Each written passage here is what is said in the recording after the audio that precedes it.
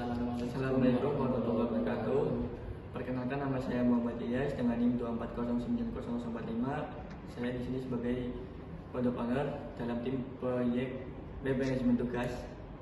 Nama saya Supri Ahmad Tiara Fikir dengan nomor NIM 230901000.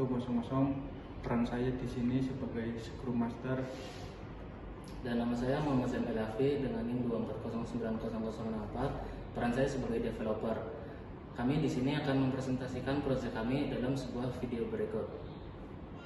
Saya sebagai product owner, tugas saya menentukan visi dan arah produk, menyusun dan memprioritaskan produk backlog, menemukan kebutuhan pengguna, berkolaborasi dengan tim Scrum Master dan developer. Nah, untuk visi dari website ini itu membantu pengguna mengatur tugas dan aktivitas harian secara efisien, terjadwal dan terorganisir. Skenario penggunanya, pengguna bisa login ke aplikasi web-to-do di sini. Nah, setelah itu menambahkan tugas. Contohnya di sini seperti tugas RPL dengan tenggat waktunya, lalu menandai tugas ketika telah selesai. Nah,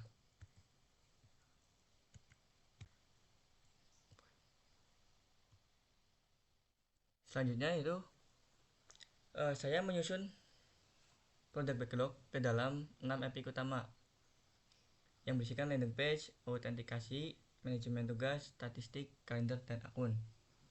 Ini sesuai dengan kebutuhan dari pengguna atau dari untuk aplikasi untuk website ini. Dan di dalam epic ini ada beberapa fitur. Nah, ini contoh user story-nya. Sebagai pengguna baru, saya ingin mendaftar agar saya bisa mulai menggunakan aplikasi. Ini hanya salah satu contoh user story. Untuk penjelasan yang lebih lengkap, kami telah mencantumkan soal nomor 1 sampai nomor 5 di dalam dokumen ini. Bisa diklik dokumen maupun Jira ini.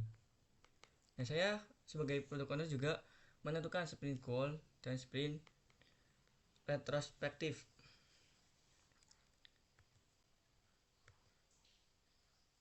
Nah, sprint goal ini user dapat login dan menambahkan tugas. Ini untuk sprint goal. Dan untuk sprint review, fitur login dan tambah tugas berjalan sesuai rotasi. Nah, sprint retrospektifnya, komunikasi tim perlu ditingkatkan karena kurang dalam sprint 1 ini.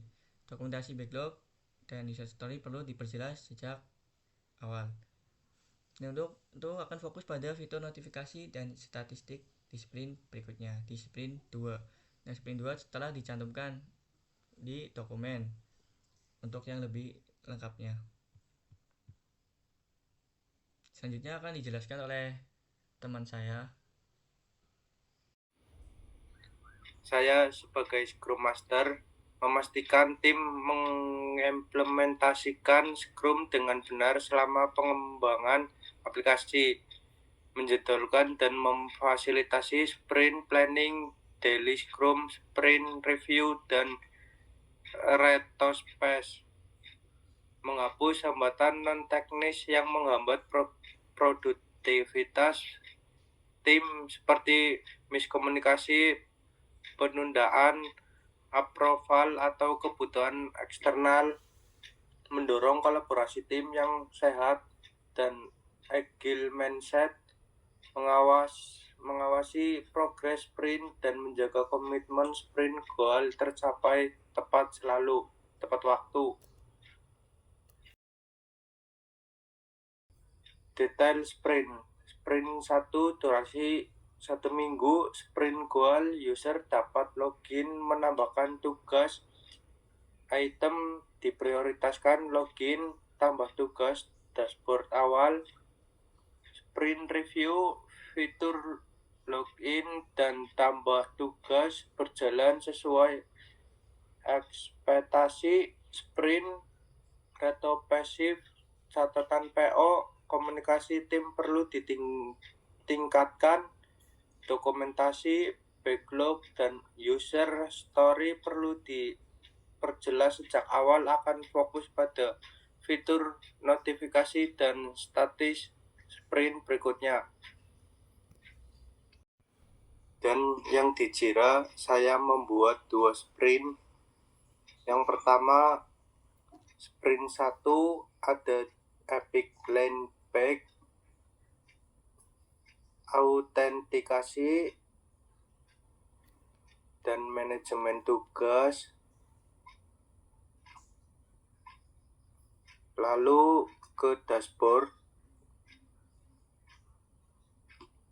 Dan yang sprint kedua ada kalender,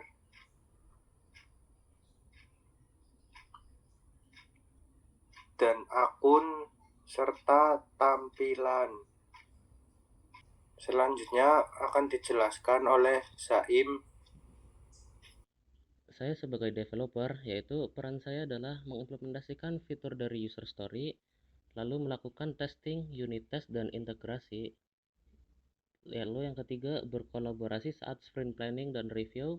Dan yang terakhir, menjamin fitur sesuai standar Definition of Done atau DOD. Lalu sebagai contoh kecil task yang sudah saya buat, yang pertama saya membuat UI form tambah tugas dan simpan ke database. Lalu buat halaman login, validasi input, dan autentifikasi ke server. Lalu yang ketiga, tambahkan checkbox update status tugas.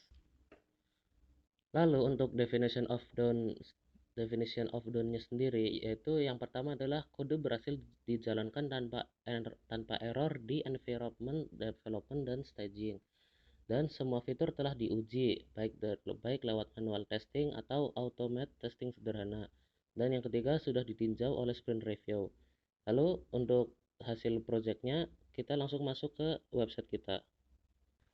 Nah, ini untuk tampilan landing page dari website kami.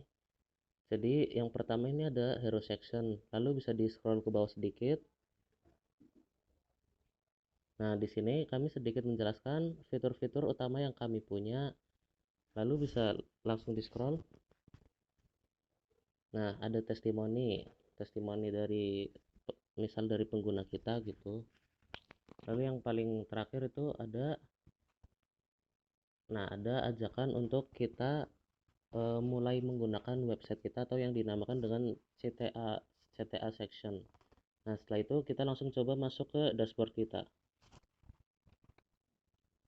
Nah, seperti ini untuk tampilan dari dashboard kita, yaitu ada tambah tugas. Nah, setiap tugasnya itu nanti ada list. Kita langsung coba implementasiin aja. Kita akan coba tekan tambah tugas. Nah, di sini tambah tugas, misal kita memberikan nama apa aja gitu. Coba misal apa, tugas PRPL gitu.